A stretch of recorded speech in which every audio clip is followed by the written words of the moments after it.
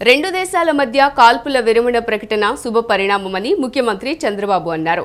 దేశానికి కష్టం వస్తే సంఘటితంగా ఉండటంతో పాటు అందరూ కలిసికట్టుగా నడవాల్సిన బాధ్యత అందరిపైన ఉందని స్పష్టం చేశారు.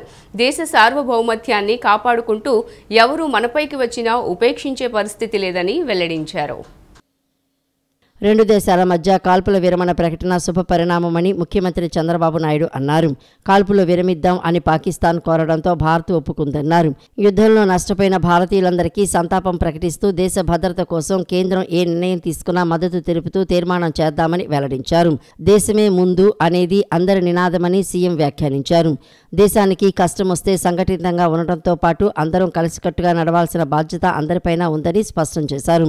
భారత్ పాక్ ఉద్రిక్తతల నేపథ్యంలో గవర్నర్ అబ్దుల్ నజీర్తో ముఖ్యమంత్రి చంద్రబాబు సాయంత్రం భేటీ అయ్యారు. ఇరు దేశాల మధ్య నెలకొన్న ఉద్రిక్తతలపై గవర్నర్తో చర్చించారు. ఏపీలోని సముద్ర తీర ప్రాంతాల్లో చేపట్టిన చర్యలపై వివరించారు. రాష్ట్రంలోని ముఖ్య నగరాల్లో తీసుకుంటున్న భద్రతా చర్యలపై సీఎం చంద్రబాబు గవర్నర్కి వివరించారు. రాజ్భవన్లో ఏర్పాటు చేసిన ఈ కార్యక్రమంలో గవర్నర్ అబ్దుల్ నజీర్తో ముఖ్యమంత్రి చంద్రబాబు, ఉప ముఖ్యమంత్రి పవన్ కళ్యాణ్, హోంమంత్రి అనిత, 6 మతాల పెద్దలు గవర్నర్తో భేటీ అయ్యారు. ఈ సందర్భంగా సీఎం చంద్రబాబు మాట్లాడుతూ ప్రపంచాన్ని పట్టిపీడిస్తున్న అతిపెద్ద సమస్య ఉగ్రవాదమని అన్నారు. అభివృద్ధి చెందుతున్న భారతదేశ శాంతి సుస్థిరతలపై ఉగ్రవాదం దాడి చేసిందని ఆగ్రహం వ్యక్తం చేశారు. దేశ రక్షణ కోసం జరిగిన వీరోచిత పోరాటంలో మురళీ నాయక్ వీరమరణం పొందడం బాధాకరమని పేర్కొన్నారు. దేశ సార్వభౌమత్వాన్ని కాపాడుకుంటూ ఎవరు మనపైకి వచ్చినా ఉపేక్షించే పరిస్థితి లేదని వెల్లడించారు. భారతదేశం కోసం అన్ని కుల మతాలు రాష్ట్రంలో ఏకతాటిపైకి రావడం శుభపరిణామమని తెలిపారు. ప్రజాస్వామ్యంలో అభిప్రాయ భేదాలు ఉన్నా దేశ సమగ్రత విషయంలో అందరం ఏకతాటిపైకి రావడం గొప్ప విశేషమని పేర్కొన్నారు. మత విద్వేషాలు లేని రాష్ట్రం మన ఆంధ్రప్రదేశ్ అని వ్యాఖ్యానించారు. భారతదేశం చేసే పోరాటానికి ముక్త కంఠంతో సంఘీభావం తెలుపుదామని తెలిపారు. ఈరోజు మనం అందరం కూడా నేషన్ ఫస్ట్, దేశం మొట్టమొదటిసారిగా మనం కాపాడుకోవాల్సిన అవసరం ఉంది. దేశంలో ఎలాంటి సమస్య వచ్చినప్పుడు కూడా భారతదేశంలో ఉండే ప్రతి ఒక్క వ్యక్తి మేమందరం సంఘటితంగా ఉంటామని చెప్పడమే కాకుండా అందరం కూడా ముందుకు నడవాల్సిన బాధ్యత మనందరిపైన ఉంది. ప్రపంచ శాంతిని పట్టి పీడిస్తున్న సమస్య ఉగ్రవాదం, తీవ్రవాదం గాని ఉగ్రవాదం గాని ఇవన్నీ కూడా మనం చూస్తే ఆ దేశం యొక్క అనిశ్చిత పరిస్థితికి, ఆర్థిక ఇబ్బందులకి, అన్ని సమస్యలకి దోహదం చేసే పరిస్థితి వస్తుంది. అలాంటిదే పహల్గాంలో ఉగ్రవాదులు చేసిన మారణకాండ కేవలం పర్యాటకులపై చేసింది కాదు. ఇది ఒక మాటలో చెప్పాలంటే వాళ్ళు ఏ విధంగా చేసినా భారతదేశాన్ని యొక్క శాంతి సుస్థిరతలపైనే దెబ్బతీసే పరిస్థితికి వచ్చారు. ఇలాంటి సమయంలో మనం అందరం కూడా మతాలకు, కులాలకు, ప్రాంతాలకు అతీతంగా ముక్త కంఠంతో దేశం అంతా కూడా దీన్ని ఖండించాల్సిన అవసరం ఉంది. ఆ రోజే మనందరం ఖండించాం. మనందరం ఇప్పుడు మాట్లాడిన విషయాలు మనం ఆలోచిస్తే అందరిలో ఒకే భావన, నేషన్ ఫస్ట్, వీఆర్ ఇండియన్స్ అనే భావంతో మనం ముందుకు పోయాం. అదే సమయంలో జరిగిన నష్టాన్ని తిరిగి తెచ్చుకోలేం. ఆ దాడిలో చూస్తే 26 మంది అమాయక ప్రాణాలు కోల్పోయారు. నేను కూడా పోయి చూశాను. వాళ్ళ బాధ ఒక విధంగా చేయాలంటే ఎవరు తీర్చేది కాదు. అయితే మీరు ఇంకొక పక్క చూస్తే అది జరిగిన తర్వాత మన రాష్ట్రంలో కూడా 2 చనిపోయారు. అలాంటి జరిగిన తర్వాత భారతదేశం కూడా ఉగ్రవాదం పైన ఎప్పటి నుంచో పోరాడుతున్నాం. ఆ పోరాటంలో ముందుకు పోవడం, దాన్ని ఉగ్రవాదం మీద పోరాడిన విషయం కూడా మనం చూస్తున్నాం. అందరూ బాగుండాలంటూ కోరుకునే భారతదేశం ఎప్పుడూ సహనానికి మారుపేరని ఉప ముఖ్యమంత్రి కొణిదెల పవన్ కళ్యాణ్ స్పష్టం చేశారు. అన్ని కుల మతాలను గౌరవించే నేల భారతదేశమని స్పష్టం చేశారు. పాకిస్తాన్ విభజన నుంచి ఉగ్రవాదం అనేది వెంటే ఉంటుందని దుయ్యబట్టారు. కష్ట సమయంలో భారతీయులమంతా ఒక్కటేనని చాటి చెప్పినా అందరికీ ధన్యవాదాలు తెలిపారు. పరిణతి చెందిన దేశాన్ని విడగొట్టాలి, విభజించాలి అనే కుట్రలు సాగవని హెచ్చరించారు. యుద్ధం కోరుకునే దేశం కాదు, ఆత్మరక్షణ కోసమే తప్పనిసరి పరిస్థితుల్లో మాత్రమే భారతదేశం యుద్ధం చేస్తోందన్నారు. త్వరలోనే యుద్ధ వాతావరణం సమసిపోవాలని కోరుకుంటున్నట్లు పవన్ కళ్యాణ్ వెల్లడించారు. భవిష్యత్తు పరిణామాల్లో అందరి పరస్పర సహకారం ఇలానే ఉండాలని స్పష్టం చేశారు. మనం ఇప్పుడు కూడా ఆ బేసిక్ రిలీజియస్ ఇంటిగ్రిటీని, మతానికి, ధర్మానికి ఇవ్వాల్సిన గౌరవం ఇచ్చే నేల ఇది. ఇది మనకి సంవిధానం, మనకి రాజ్యాంగం లేకముందు నుంచి ఉన్నది. ఇక్కడ మనకి రాకముందు నుంచి కూడా మనకి ఈ సంస్కృతి ఉంది. అలాంటి పరిస్థితుల్లో, రకరకాల పరిస్థితుల్లో విభజన ఇవన్నీ పాకిస్తాన్కి విడిపోయింది. కానీ అక్కడి నుంచి కూడా ఈ రోజు వరకు మనకి ఎక్కడ ఈ ఉగ్రవాదం అనేది ఎప్పుడు కూడా ఒక వెంటే ఉన్న ప్రమాదం. ఇప్పుడు ఇందాక సోదరులు చెప్పినట్టుగా చాలా ఇన్స్పైరింగ్ స్పీచ్ ఇచ్చారు మీరు ఇద్దరు. చాలా చాలా హృదయానికి తాకింది. ఇది మతాలను దాటి మనందరం, ధర్మాలను దాటి మనందరం మనుషులం. మనం భిన్నత్వంలో ఏకత్వం చూసే నేల. కానీ కష్ట సమయంలో మనందరం ఏకం అంటే ఒకే దారిపైన ఉంటాం. మన భారతీయులం ఫస్ట్, మొదటిగా మానవం, తర్వాత మన భారతీయత. మనం ముస్లిం కావచ్చు, హిందూ కావచ్చు, క్రిస్టియన్ కావచ్చు, బౌద్ధం కావచ్చు, లేదంటే సిక్ కావచ్చు, జైన్ కావచ్చు. But in spite of all above all we are Indians. మన భారతీయులం మనం. అది మీరు చాటి చెప్పినందుకు మీరు చాలా బలంగా చెప్పారు. అది చాలా చాలా ఆనందంగా ఉంది. అండ్ ఇది ఈ message entire India, entire Bharat ఇది ఎకో అవ్వాలి. ఇది సో చాలా అద్భుతంగా చెప్పారు. ఇది this should Andhra Pradesh today has set an example with your inspirational talks by you all. Bharat Pakistan మధ్య తక్షణ కాల్పుల విరమణకు ఇరు దేశాలు అంగీకరించాయి. శనివారం జరిగిన పరస్పర చర్యల అనంతరం ఈ నిర్ణయం తీసుకున్నారు.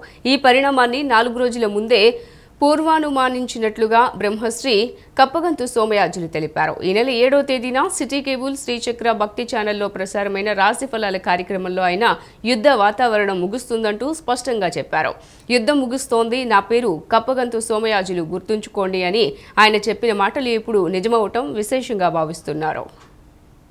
భారత్ పాకిస్తాన్ మధ్య నెలకొన్న ఉద్రిక్త పరిస్థితులకు చరమాంకం పడింది. శనివారం ఇరు దేశాలు పరస్పరం చర్చలు జరిపి తక్షణ కాల్పుల విరమణకు అంగీకరించాయి. ఇది ఒకవైపు శాంతికి మార్గం కాగా, మరోవైపు ఓ భవిష్యత్ వక్త ప్రవచనాన్ని మరోసారి నిజం చేసింది.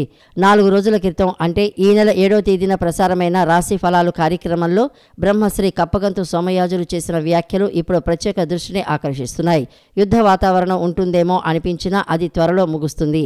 నా పేరు కప్పగంతు సోమయాజులు, ఇది గుర్తుంచుకోండి అని ఆయన చెప్పిన మాటలు ఇప్పుడు ప్రజల్లో చర్చనీయాంశంగా మారాయి. ఈ ప్రవచనం నిజమవడంతో ఆయన అనుచరులు, నమ్మకస్తులు ఆనందం వ్యక్తం చేస్తున్నారు. కాల్పుల విరమణ ప్రకటన వెలువడిన వెంటనే సోషల్ మీడియా వేదికగా సోమయాజుల వారి వ్యాఖ్యలు వైరల్ అయ్యాయి. భవిష్యవాణిలను అనేక మంది చెబుతారు, కానీ అంత ఖచ్చితంగా సమయానికి ముందు చెప్పగలడం అరుదైన విషయం. ఈ నేపథ్యంలో బ్రహ్మశ్రీ కప్పగంతుల సోమయాజుల పేరు మరోసారి ప్రజల్లో నమ్మకాన్ని సంపాదించింది. శాంతికి దారితీసే ఈ పరిణామం వెనుక ఉన్న అద్భుత ప్రవచనాన్ని మరువలేమని అనిపిస్తోంది. ఈ యుద్ధ వాతావరణానికి సంబంధించి యుద్ధం పెరుగుతున్నట్టుగా కనబడి గురుబలం ప్రభావం చేత అది మళ్ళీ సామాన్య స్థితికి వస్తుంది అనేటువంటి భావన నాకు కలుగుతోంది. నా పేరు కప్పగంతు సుబ్రహ్మణ్య స్వామి, మీరు నోట్ చేసుకోండి ఈ మాట. నాకున్న పరిజ్ఞానం, నాకున్న అభిప్రాయం అంతా కూడా. మరి చూద్దాం ఇంకా రేపు రాబోయే కాలంలో ఈ యుద్ధం ఎంతవరకు పెరుగుతుంది, ఎంత పెరుగుతుంది. ఎందుకంటే వెళ్తున్న కొద్దీ దేశారాష్ట్ర యోగాలు డౌన్ ఫాల్స్లోకి వచ్చేసినాయి. ఇవాళ 7వ తారీఖు, మే 7వ తారీఖు అయితే యుద్ధం ఇప్పటికి అయిపోవాలి. ఎందుకంటే మరి 3 రకాల విధానాలతో దేశారాష్ట్ర యోగం ప్రబలంగా వచ్చేసింది కాబట్టి ఒకటి తప్పుకుని చతుర్గ్రహ కూటమి 7వ తారీఖు, మే 7వ తారీఖు తప్పుకుంటుంది. నెక్స్ట్ ఇమీడియట్గా 14వ తారీఖు నాడు గురువు తప్పుకుంటున్నాడు, శనికి 3వ ఇంట్లోంచి. వెంటనే మళ్ళీ రాహువు కూడా శనితో కలిసిన వాడు వెనకెళ్ళిపోతున్నాడు. అయితే శని రాహువుల కలయిక ప్రభావం సంవత్సరం పాటు ఉంటుంది అనేది నేను గమనించాను గతంలో. అన్ని పాత్రను తీసి చూశాను. వాళ్ళు కలిసినప్పుడల్లా శని రాహులో, శనికేతువులో, గురు రాహులో, గురుకేతువులు కలిసినప్పుడు సంవత్సరం లోపుగా వాళ్ళ చెడు ప్రభావాలు చూపించిన సందర్భం ఉంది. అయితే యుద్ధ వాతావరణం దాకా వెళ్ళకపోవచ్చు, పెద్ద స్థాయి యుద్ధం రాకపోవచ్చు అనేది నాకు అనిపిస్తోంది. చూద్దాం ఏం జరుగుతుందో చూద్దాం. ఇక ఏదైనా అందరూ కూడా లోకం సుభిక్షంగా ఉండాలి, భారతదేశం బాగుండాలి, ఆంధ్రదేశం బాగుండాలని చెప్పేసి నిత్యం మీ ఇష్టదైవాన్ని ప్రార్థించడం చాలా అవసరం. ఇది గమనించుకోండి. రోజు మీకోసం ప్రార్థించండి, మీ సౌఖ్యం కోసం ప్రార్థించండి. అట్ ద సేమ్ టైం మన రక్షణ శాఖ మన కోసం సరిహద్దుల్లో కాపలాగాస్తున్న సైన్యం అందరూ చక్కగా సుఖంగా ఉండాలి, మన భారతదేశాన్ని రక్షించాలి, వాళ్ళు మన భారతదేశం బాగుండాలని చెప్పేసి మనం భగవంతుని ప్రార్థిద్దాం. పోషకాహార లోపం, ఆర్థికపరమైన ఇబ్బందులు, తల్లిదండ్రుల్లో సరైన అవగాహన లేమి, బలవర్ధకమైన ఆహారం అందకపోవటం తదితర కారణాలతో సరైన రీతిలో ఎదగని చిన్నారులు సంపూర్ణ ఆరోగ్యం కోసం చిన్నారి ఆరోగ్యం కార్యక్రమం రూపొందించడం శుభ పరిణామమని మంత్రి కందుల దుర్గేష్ అన్నారు. రాష్ట్రంలో అన్ని చోట్ల ఇలాంటి కార్యక్రమాలు నిర్వహించాలని తెలిపారు. ఆరోగ్య సంరక్షణపైన ప్రజల్లో అవగాహన కల్పించే కార్యక్రమాలు చేపట్టాలని అధికారులకు సూచించారు. రాజమహేంద్రవరంలోని శ్రీ వెంకటేశ్వర ఆనం కళామందిరంలో గెయిల్ లిమిటెడ్ కంపెనీ వారి కార్పొరేట్ సామాజిక బాధ్యత నిధులతో ఏర్పాటు చేసిన చిన్నారి ఆరోగ్యం కార్యక్రమం ప్రారంభోత్సవంలో మంత్రి కందుల దుర్గేష్ ముఖ్య అతిథిగా పాల్గొన్నారు. కార్యక్రమంలో భాగంగా చిన్నారి ఆరోగ్యం పోస్టర్ను ఆవిష్కరించారు. అంగన్వాడీ ద్వారా ఏర్పాటు చేసిన స్టాల్స్ను సందర్శించి అక్కడి పదార్థాలను రుచి చూశారు. అనంతరం ఈ నెలాఖరున పదవి విరమణ చేయనున్న జిల్లా స్త్రీ శిశు సంక్షేమ శాఖ అధికారి కె విజయకుమారిని సన్మానించారు.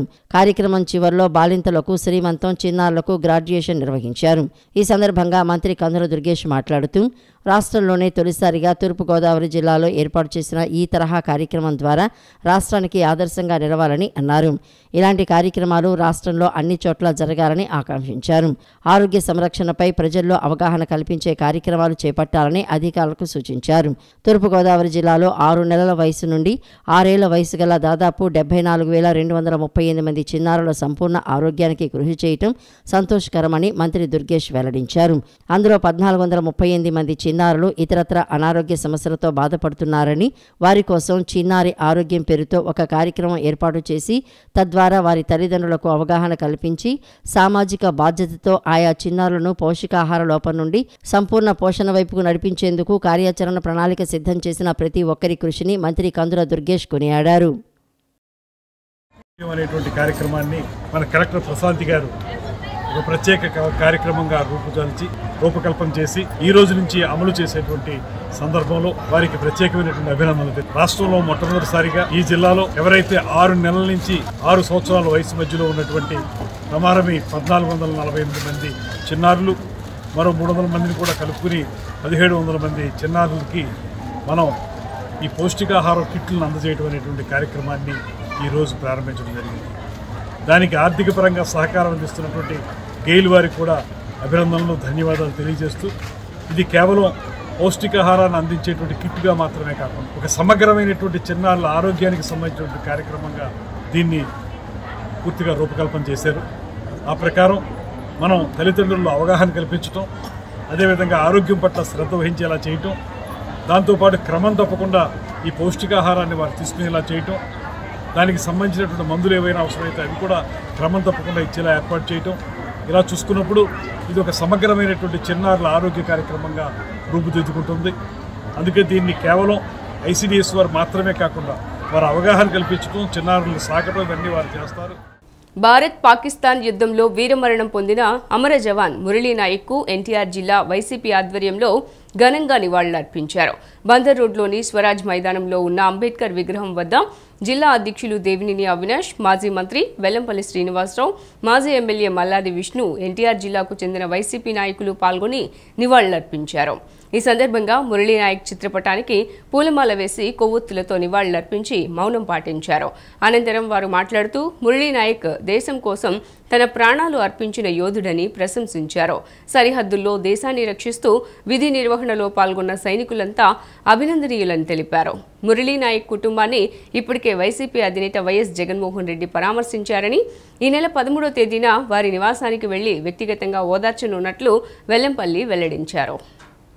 ఏదైతే దేశం కోసం ప్రాణం విడిచిన మురళీ నాయక్ గారి కుటుంబానికి ఎన్టీఆర్ జిల్లా వైఎస్ఆర్ కాంగ్రెస్ పార్టీ పూర్తిగా అండగా ఉంటుందని చెప్పని, అదేవిధంగా మా నాయకుడు, మా వైఎస్ఆర్ కాంగ్రెస్ పార్టీ అధ్యక్షులు జగన్మోహన్ రెడ్డి గారు రేపు 13వ తారీఖున మురళీ నాయక్ గారి ఒక కుటుంబ సభ్యుల్ని పరామర్శించడం జరుగుతుంది.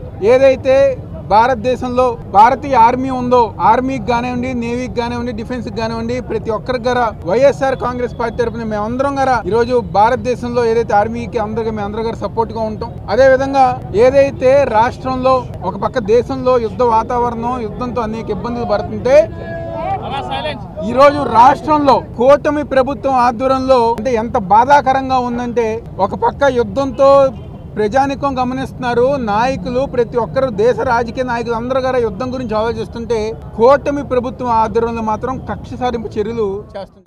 ఈరోజు భారతదేశం అంతా కూడా ప్రశాంతంగా ఉండాలని చెప్పని అతను ప్రాణాలు సైతం అర్పించిన వ్యక్తి మురళీ నాయక్ వారికి ఘనంగా నివాళులు అర్పించాలని చెప్పని వైఎస్ఆర్సీపీ ఎన్టీఆర్ జిల్లా పార్టీ తరఫున ఈరోజు ఇక్కడ ఈ కార్యక్రమాన్ని ఏర్పాటు చేయడం జరిగింది. ఈ కార్యక్రమానికి నాయకులు, కార్యకర్తలు అందరూ కూడా రావడం జరిగింది.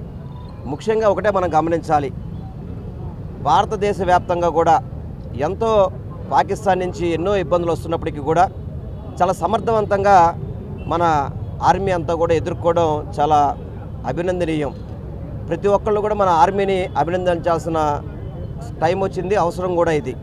ఎందుకంటే మనందరం కూడా ప్రశాంతంగా మన ఈ యొక్క జీవితం గడుపుతున్నామంటే బార్డర్లో ఎంతోమంది సైనికులు ప్రాణాలు అర్పిస్తూ మన కోసం వాళ్ళు ముందుకొస్తున్న పరిస్థితి. అటువంటి కోవకు చెందిన వ్యక్తి మురళీ నాయక్. అటువంటి వ్యక్తి ఈరోజు మన కోసం ప్రాణాలు విడిచాడు. వారికి ఘనంగా నివాళులర్పించాం. ఇప్పటికే జగన్మోహన్ రెడ్డి గారు వారి కుటుంబంతో ఫోన్లో మాట్లాడించారు. మళ్ళీ ఎల్లుండి కూడా 13వ తారీఖు నాడు కూడా వారి స్వయంగా వారి ఇంటికి వెళ్ళి వారి కుటుంబాన్ని కూడా ఓదార్చే విధంగా వైఎస్ఆర్సీపీ పార్టీ తరఫున జగన్మోహన్ తెలుగు జాతి గర్వించదగ్గ వ్యక్తి. ఆర్మీ జవాన్గా పనిచేస్తూ దేశం కోసం ప్రాణాలు అర్పించినటువంటి మురళీ నాయక్కి వారి కుటుంబానికి వారి ఆత్మకు శాంతి చేకూరాలనే ఉద్దేశంతో ఈరోజు ఎన్టీఆర్ జిల్లా వైఎస్ఆర్ కాంగ్రెస్ పార్టీ ఈరోజు కొవ్వొత్తుల ప్రదర్శన కార్యక్రమాన్ని తీసుకోవడం జరిగింది. నాతో పాటు యావత్ వైఎస్ఆర్ కాంగ్రెస్ పార్టీ అంతా ఈరోజు ఈ కార్యక్రమానికి విచ్చేసింది. ముఖ్యంగా ఏంటంటే పాకిస్తాన్తో యుద్ధం ప్రారంభం అయిపోయిన తర్వాత అనేక మంది జవాన్లు మృతి చెందడం జరిగింది. పర్యాటకుల్ని అన్యాయంగా ఉగ్రవాదులు మట్టుపెట్టిన తర్వాత భారతదేశం నిర్ణయం తీసుకుని ఈ అరాచక ఉగ్రవాద దేశాన్ని దానికి తగిన బుద్ధి చెప్పాలి, తగిన శాస్తి చెప్పాలి అనే ఉద్దేశంతో భారతదేశం ఒక కార్యక్రమాన్ని తీసుకోవడం జరిగింది. బైకులను చోరీ చేస్తున్న అంతరాష్ట్ర ద్విచక్ర వాహన దొంగల ముఠాను కంకిపాడు పోలీసులు అరెస్ట్ చేశారు. గత నెల 25న గంగూరుకు చెందిన మహ్మద్ జియావుల్ రెహమాన్ అనే వ్యక్తి ఈడుపుగల్లు గ్రామంలోని మసీద్ వద్ద నమాజ్ చేసిన తర్వాత తన బైక్ కనిపించకపోవడంతో కంకిపాడు పోలీసులకు ఫిర్యాదు చేశారు. దర్యాప్తులో మచిలీపట్నం, కోడూరు మండలం ఉల్లిపాలెం ప్రాంతాలకు చెందిన మహ్మద్ రిజ్వాన్, కేసన సురేష్, షేక్ ఇబ్రహీం, కోలా కృష్ణారావులను అదుపులోకి తీసుకున్నారు. కృష్ణా జిల్లా పెనమలూరు నియోజకవర్గంలోని కంకిపాడు పోలీసులు మరోసారి ప్రతిభ చూపించారు. జిల్లాలో ఇప్పటివరకు నమోదు కాని రికార్డును నెలకొల్పి జిల్లా ఎస్పీ గంగాధర్రావు చేతుల మీదుగా ప్రశంసలు అందుకున్నారు. ఇక వివరాల్లోకి వెళ్తే గన్నవరం డీఎస్పీ శ్రీనివాసరావు, సిఐ మురళీకృష్ణ, కంకిపాడు ఎస్ఐలు సందీప్, తాతాచార్యులు, ఉయ్యూరు రూరల్ ఎస్ఐ సురేష్ కుమార్ తమ సిబ్బందితో కలిసి అంతర్రాష్ట్ర ద్విచక్ర వాహన దొంగల ముఠాను అరెస్ట్ చేశారు. గత నెల 25న గంగూరుకు చెందిన మహమ్మద్ జియావుల్ రెహమాన్ అనే వ్యక్తి ఈడుపుగల్లు గ్రామంలోని మసీదు వద్ద నమాజ్ చేసిన తర్వాత తన బైక్ కనిపించకపోవడంతో కంకిపాడు పోలీసులకు ఫిర్యాదు చేశారు. దర్యాప్తులో మచిలీపట్నం, కోడూరు మండలం ఉల్లిపాలెం ప్రాంతాలకు చెందిన మహమ్మద్ రిజ్వాన్, కేసన సురేష్, షేక్ ఇబ్రహీం, కోలా కృష్ణారావులను అనుమానాస్పదంగా గుర్తించారు.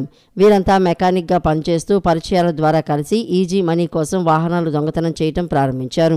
పోలీసుల విచారణలో వీరు 5 జిల్లాల్లోని 17 పోలీస్ స్టేషన్ల పరిధిలో మొత్తం 34 కేసుల్లో సుమారు 50 బైకులను దొంగిలించినట్లు వెల్లడైంది.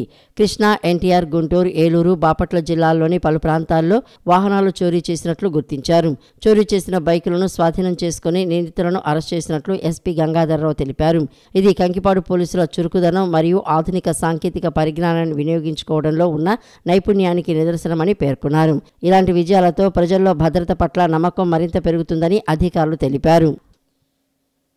సబ్ ఇన్స్పెక్టర్ గారు సందీప్ గారు, వారి యొక్క సహచరుడు తాతాచార్యులు, అట్లాగే హెడ్ కానిస్టేబుల్ కె చంద్రబాబు, అలాగే కానిస్టేబుల్ పిఎస్ఎన్ మూర్తి, అలాగే కానిస్టేబుల్ ఎస్డి బాజీబాబు, వీరు సిఐ అయినటువంటి మురళీకృష్ణ గారు, అట్లాగే sub divisional police officer Gannavaram అయినటువంటి సిహెచ్ శ్రీనివాస్ గారి ఆధ్వర్యంలో ఈ యొక్క కేసుని ఛాలెంజింగ్గా తీసుకొని దీన్ని చాలా చాకచక్యంగా వాళ్ళని అదుపులో తీసుకోవడమే కాకుండా ఎవరైతే ఈ దొంగతనం చేశారో వారి నుంచి ఇంకా దాదాపు ఒక 49 వాహనాలు అదనంగా వీటిని చాలా తక్కువ సమయంలోనే వీటిని రికవరీ చేసి ఈ మొత్తం యొక్క గ్యాంగ్ని మనం ఈరోజు అరెస్ట్ చేపిస్తూ ఉన్నాము.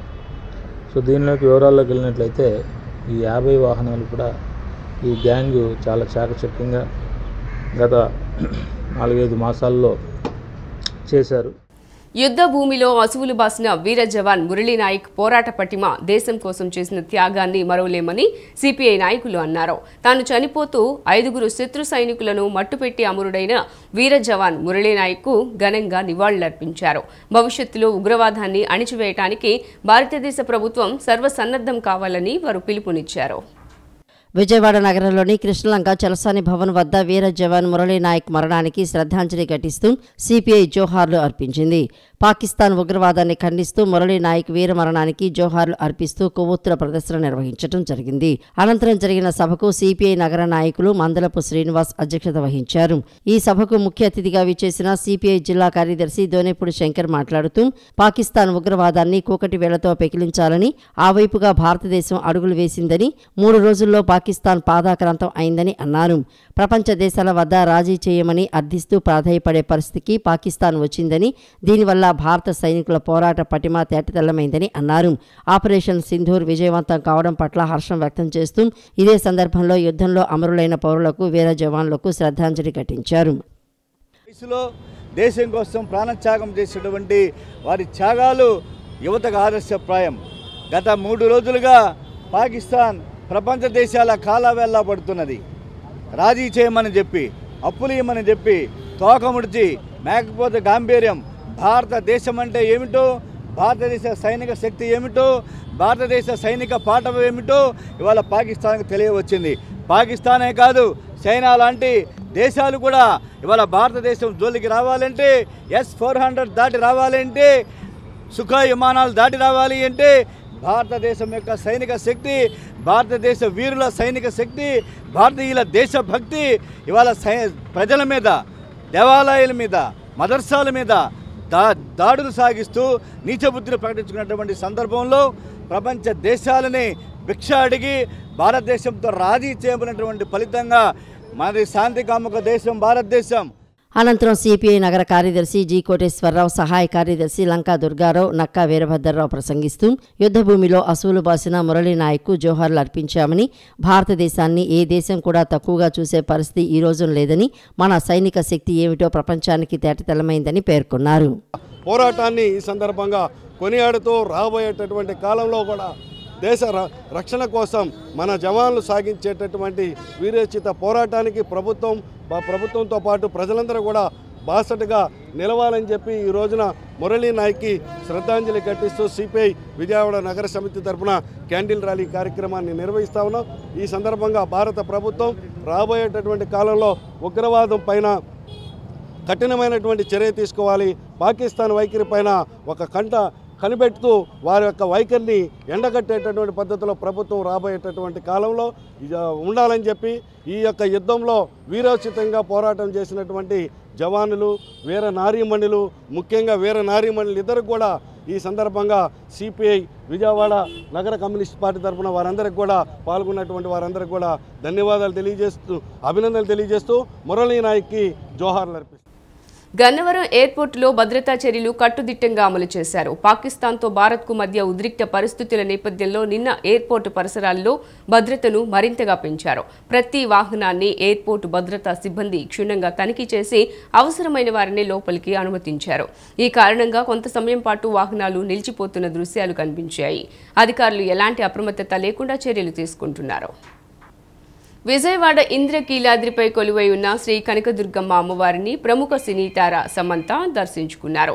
అమ్మవారి దర్శనార్థం విజయవాడకి విచ్చేసిన ఆమెకు ఆలయ అధికారులు స్వాగతం పలికారు. వేద మంత్రోచ్చరణలతో ఆమెకు అమ్మవారి దర్శనం కల్పించారు. అమ్మవారి దర్శన అనంతరం ఆలయ అధికారులు సమంతకు అమ్మవారి తీర్థ ప్రసాదాలను అందజేశారు. విజయవాడ కనకదుర్గమ్మ అమ్మవారిని దర్శించుకోవటం ఆనందంగా ఉందని సినీ నటి సమంత తెలిపారు. సిటీ న్యూస్ ఇంతటితో సమాప్తం. తిరిగి వార్తల్లో మళ్ళీ కలుద్దాం. అంతవరకు సెలవు. నమస్కారం.